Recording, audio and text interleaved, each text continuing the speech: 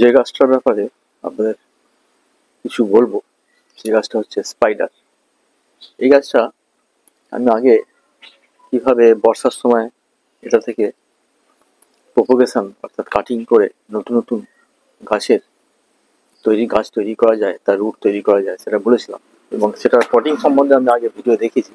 এখন শীত এসে গেছে, এই গাছের সৌন্দর্য খুব বৃদ্ধি পায় এই শীতের সময়টা, কারণ এই সময় রোদটা খুব নরম থাকে, হালকা থাকে, আর এই গাছ খুব বেশি রোদ সহ্য করতে পারে না।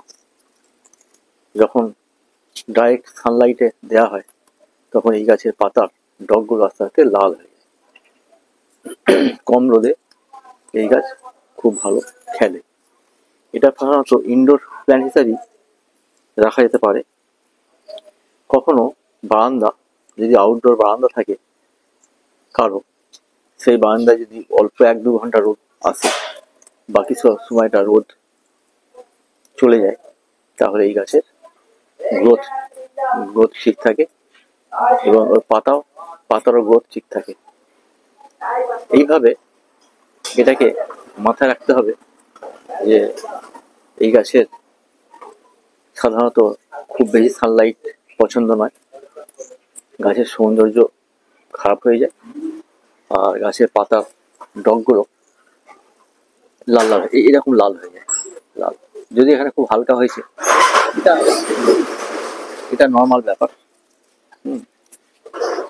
এই শীতের সময়ের খাবারের বলতে শুধু সম্ভব হলে খোল জল, আমি আগেও বলেছি, 100 গ্রাম খোল জলের মধ্যে ভিজিয়ে 3 দিন রেখে 4 দিনের দিন সেই জলটাকে গুলিয়ে তার থেকে আবার 1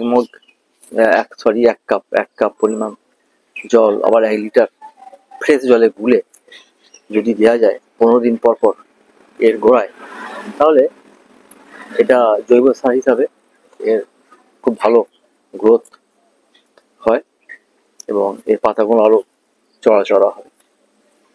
আর যদি খোল জল সম্ভব না হয়, তাহলে 15 দিন পর পর 1 চামচ সরষে তেল গুঁড়ো, তার সাথে 5টা ডিএপির দানা গাছের গোড়ার থেকে একটু দূরে ঘুরিয়ে দিয়ে দিন, তারপর তাতে জল দিয়ে দিন, তাহলেও এর পরিচর্যা ভালো হয়। আর এর ফাঙ্গাস তো খুব একটা শীতে দেখা যায় না, 1 মাস পর পর সাপ সাপ 1 ml 1 লিটার জলে গুলে বিকালের দিকে স্প্রে করুন। আর অল্টারনেট 15 দিন বাদ নিম অয়েল 3 ml 1 লিটার জলে গুলে বিকালে স্প্রে করুন, তাহলে গ্রোথ খুব ভালো থাকে। এর ঝাড় হবে খুব, এটাকে হ্যাঙ্গিং হিসাবেও রাখা যায়। আর বাড়ির ঘরের ভিতর বিভিন্ন কর্নার, সিঁড়ির কর্নার, এইসব জায়গাগুলোতে এটাকে রাখা যায় ছোট টবের মধ্যে। প্লাস্টিক টবই ভালো হয়। আর টবের নিচে, বাড়ির মধ্যে রাখলে টবের নিচে একটা প্লাস্টিকের প্লেট দিয়ে দেবেন, নাহলে জল দিলে কি হবে, জলটা যদি ফ্লোরের মধ্যে পড়ে সেই জলে পা স্লিপ করতে পারে। আর জল খুব ইনডোর হিসাবে যখন রাখবেন, এর জল খুব কমই লাগে। আপনি 2-3 দিন পর পর 1 কাপ জল দিলেই সাফিসিয়েন্ট। যেমন মাটি শুকনো হবে তখন একটু জল দিলে হবে। এই গাছের মেন ব্যাপার যেটা বললাম, যে সূর্যালোক খুব বেশি দরকার নেই। গরমকালে এটাকে ছায়ায় রাখতে হয়, এই গরম সহ্য হতে পারে না, এটা হচ্ছে মেন থিং। আর ওভার ওয়াটারিং দরকার নেই, জলও খুব কম লাগে।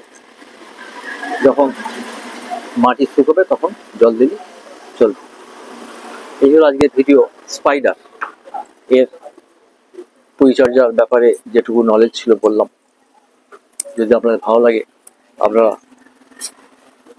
লাইক করবেন, শেয়ার করবেন, অবশ্যই সাবস্ক্রাইব করবেন, যাতে পরবর্তীকালে আমি ভালো নলেজের ভিডিও তৈরি করতে আমার প্রেরণা পাই।